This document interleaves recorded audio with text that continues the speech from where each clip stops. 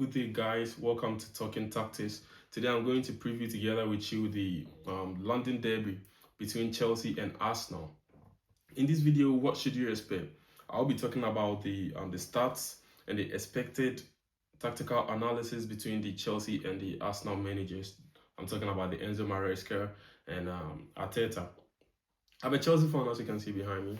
I've got a signed JC straight from Chelsea, straight from Stamford Bridge. And if you need one, I'll please urge you to wait till the end of the video and I'll explain to you how I got mine. Now, diving deep into this video, Chelsea have won only one of their last 11 Premier League games against Arsenal. Just one, and it was in the 2021, that's the Tuchel era, the one we won 2-0. I think it was a goal from Lukaku and Reece James, and that's quite a long ago. That's like 4 or 5 years ago. And I know very well as a Chelsea fan, you are hungry for more, you are hungry for wins. You would like to get a win over Arsenal, especially in this our top form. Bro, we are on form, let's be honest. We are on form. We scored Barcelona 3-0 just a few days ago, like 3 days ago or so. We are on form. We need to continue with that form. Yeah, we need it. We need it. Like, bro, it's been a while, like 4 years ago, and whenever every single Arsenal fan talks, yeah, when last did you beat Arsenal? We are the best team in England. We are this, we are that. We are pride of London, and without any European pedigree. We get it, bruh. We get it. I think it's time that we just put them back into their places and let them feel the heat. Give them some wutu feeling. That's what we expect from them. But yeah, it's been a while. Like it's been a while that we won against that team, and I feel it in my balls. Let me put it that way. I feel in my balls that we are going to win against Arsenal. That's tomorrow. Now, this is the 5th time Arsenal is facing Chelsea while at the top of the Premier League table, and they've won all 4. That's when it gets scary. I mean, to play 4 consecutive games while on top of the league table and they've won all 4, it's crazy, right? Yeah, it's crazy. So yeah, hopefully we break that case tomorrow, and we can do it. We are Chelsea. We make the impossible possible. We work like God.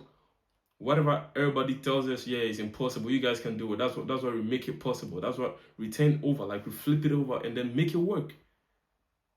That's us. We are Chelsea. We are the god of football. A lot of people ask you, yeah, about that bang. Like, when last did you guys get into the scene? You guys started winning a decade ago. Bro, we are still winning. That's the thing. We are the most successful team in England for the past decade. Prove me wrong. Prove me wrong. That's what I'm saying. We are Chelsea, bro. We are Chelsea. We do this for a living. Like, every single day you meet every single Chelsea fan and they are happy. They are feeling it. This is not the Potter era, man. This is the Maresca era. And so, yeah, we are winning it tomorrow as well. Now, I'll say this on facts. I feel it in my balls, man. We are winning this game. Now, Chelsea have won 5 of their last 6 PL matches and is doing so and didn't concede in the last 3. That's a good thing. I mean, let's be honest. 5 wins out of 6 in our last 3, and in our last 3 games we didn't concede. I think Maresca is cooking something. I don't know if you agree with me, but Maresca is cooking something. And in this last 3, the reason why I don't have no fear for Arsenal's these set pieces and shit. We do have the best set piece coach in the league. Whoever. Let's be honest, man.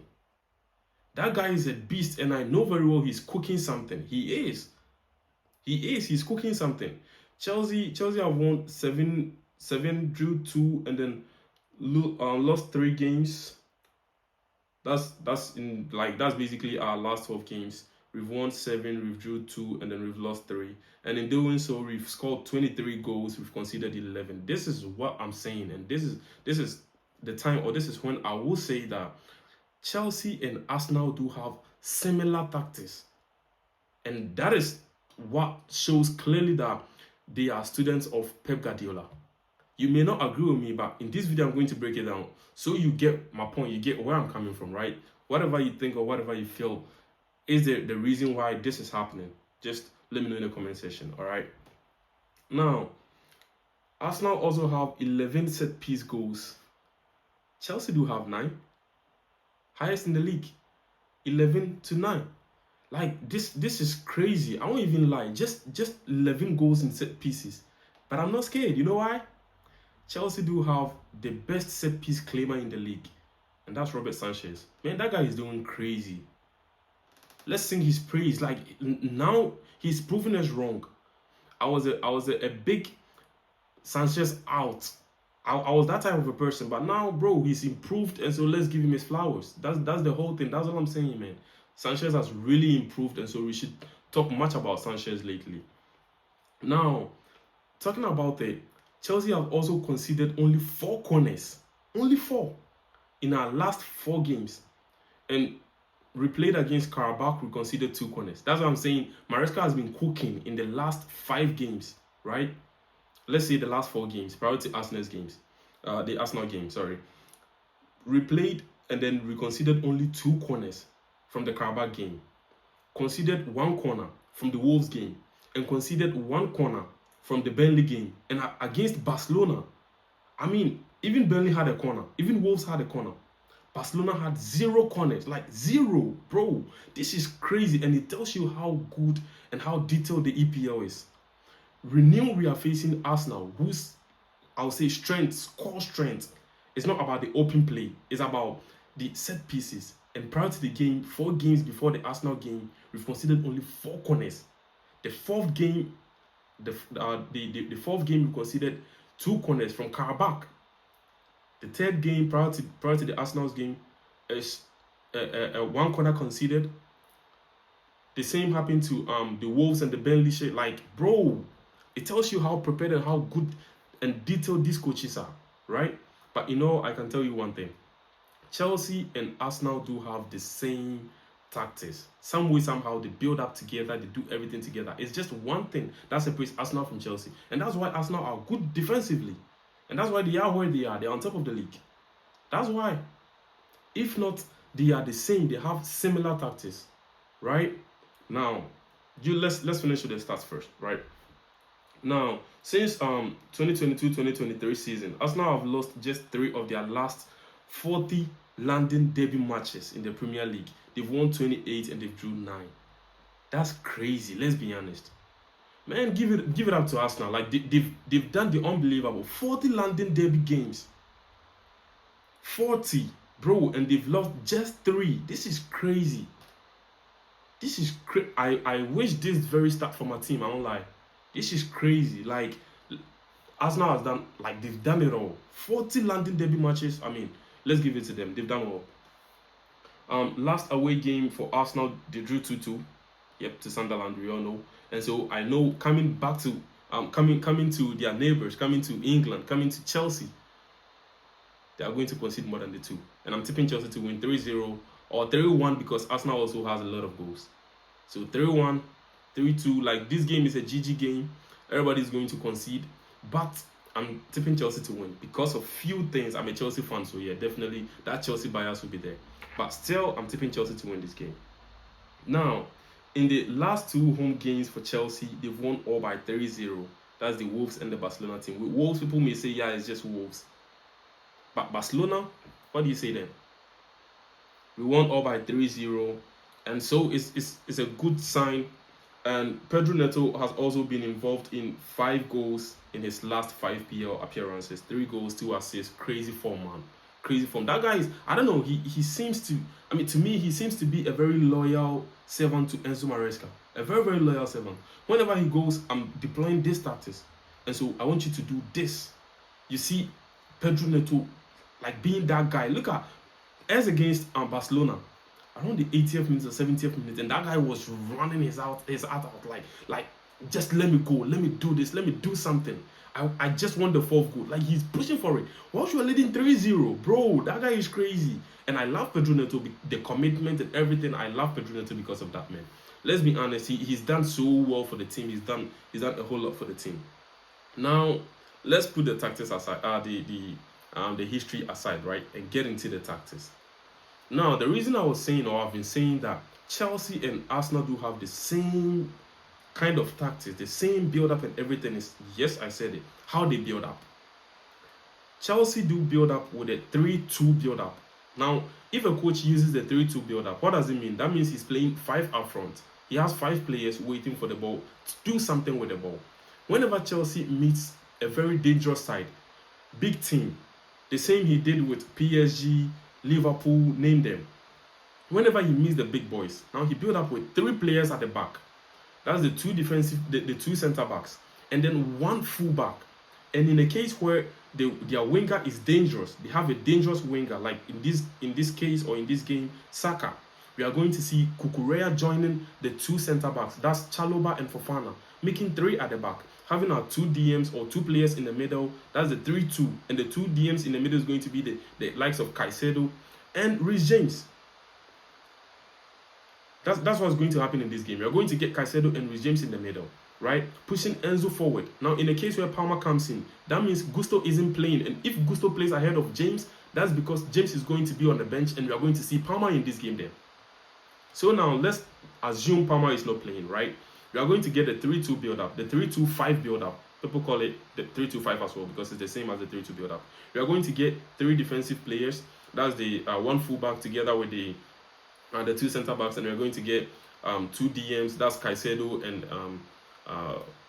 Reece James in this case. We are going to see Enzo Fernandez move forward, getting the double 10s up front. Double 10s is going to be the Enzo Fernandez moving closer to Garnacho and whoever strikes in this case or in this game. Let's say the João Pedro or the Lap. Let's assume it's João Pedro. João Pedro starts as the striker. You're going to see Garnacho and João Pedro.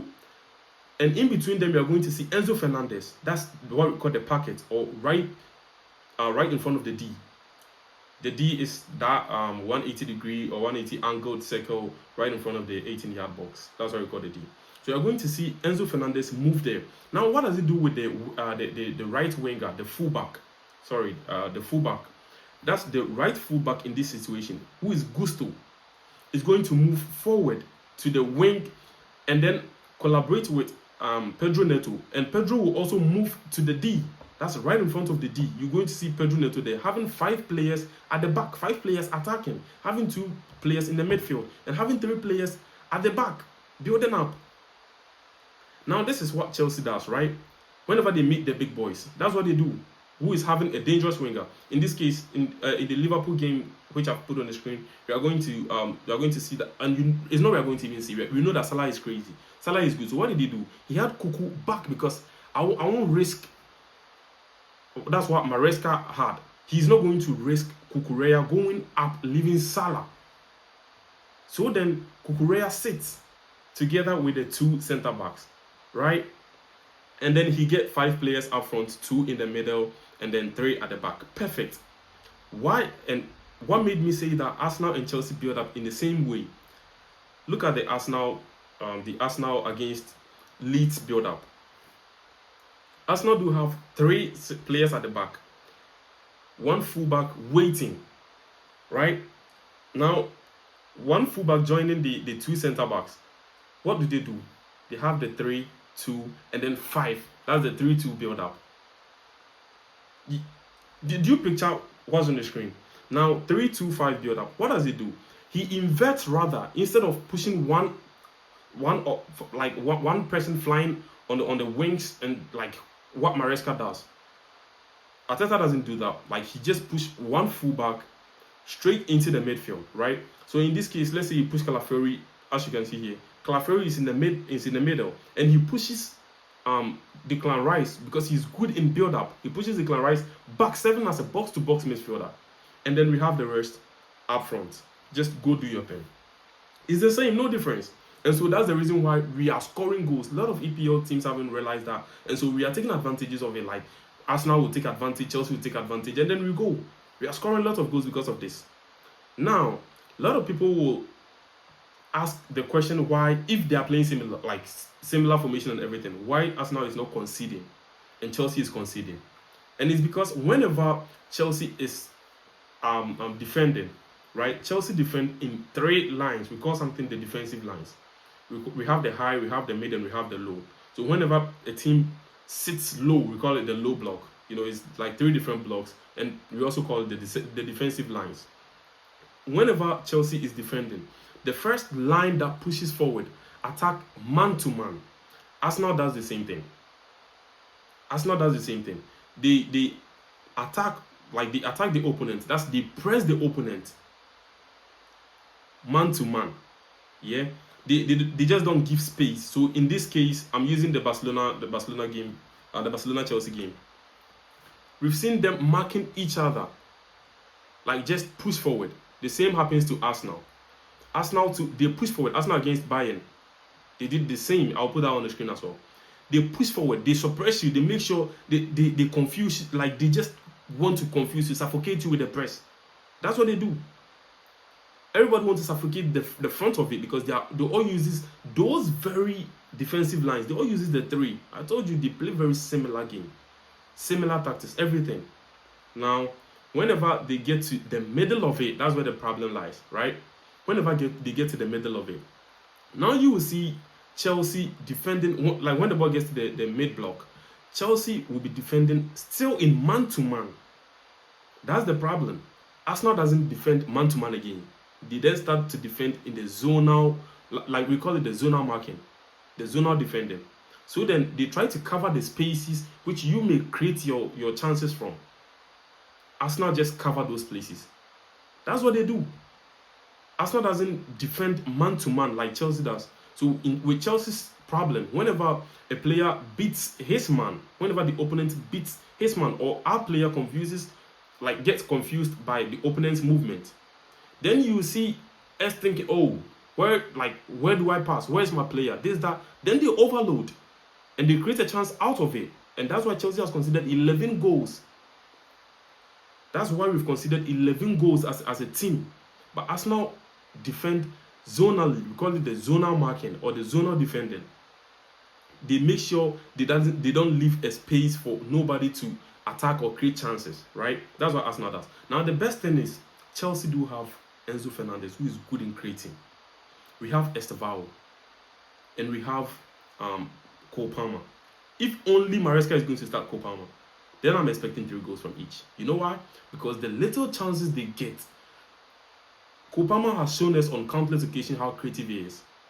Enzo Fernandez, we all know, like, unless you are not a Chelsea fan, a crazy, like, chance creator. He will just make chances out of nowhere. And Estevao, we saw it against Barcelona. Even let's say we don't have eyes, we saw it against Barcelona. He will create chance where there is no chance. So having these 3 great I won't use midfielders for Estevao, but he's good in 10 as well. He can play the 10 position very well. So having these 3 great players, it's easy for them to beat the zonal markings. It's easy for them to beat it. It's very easy for them. And that is why I'm tipping Chelsea ahead of Arsenal in this game. But if Arsenal also gets their day in defending the zones very well, then it's a problem for Chelsea, because then we are not creating a shit. And so then they just wait, they get the ball, and then they attack us. In attack, everybody is good. In attack, just is a GG game. Everybody is good in attacking.